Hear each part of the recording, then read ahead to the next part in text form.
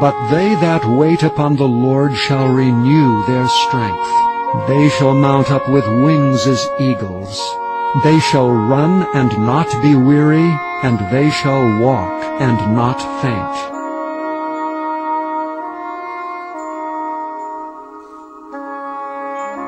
Ṣùgbọ́n àwọn tí ó bá dúró de Olúwa yóò tún agbára wọn ṣe, wọn ó fi ìyẹ́ gun òkè bí idì, wọn ó sáré kì yóò rẹ̀ wọ́n, wọn ó rìn àárẹ̀ kì yóò sì mú wọn.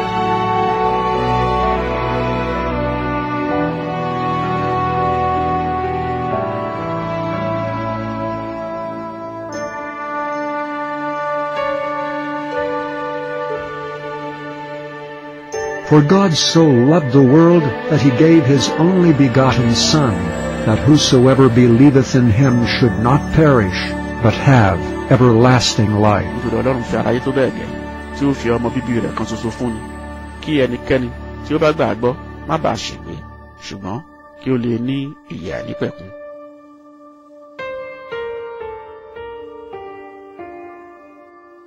This is a faithful saying and worthy of all acceptation, that Christ Jesus came into the world to save sinners, of whom I am chief. Òtítọ́ lé ọ̀rọ̀ náà, ó sì yẹ fún ìtẹ́wọ́gbà pé Jésù Kristi wá sí ayé láti gba ẹ̀ṣẹ̀ là nínú àwọn ẹni tí èmi jẹ́ pàtàkì.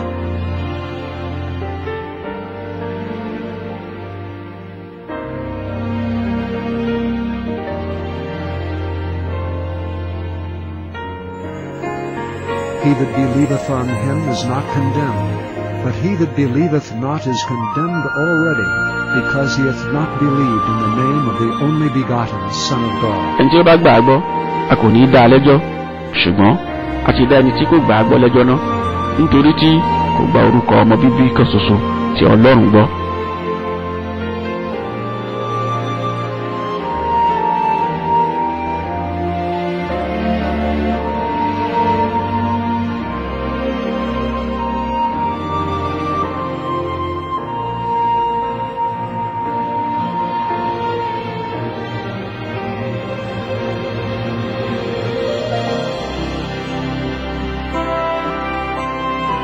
But as many as received him, to them gave he power to become the sons of God, even to them that believe on his name. ṣùgbọ́n iye àwọn tí ó gbà àwọn lé ó fi agbára fún láti di ọmọ Ọlọ́run, àní àwọn náà tí ó gba orúkọ rẹ̀ gbọ́. That whosoever believeth in him should not perish, but have eternal life. Kí ẹnikẹ́ni tí ó bá gbàgbọ́ kí ó bá ṣègbé, ṣùgbọ́n kí ó lè ní ìyè àìnípẹ̀kun.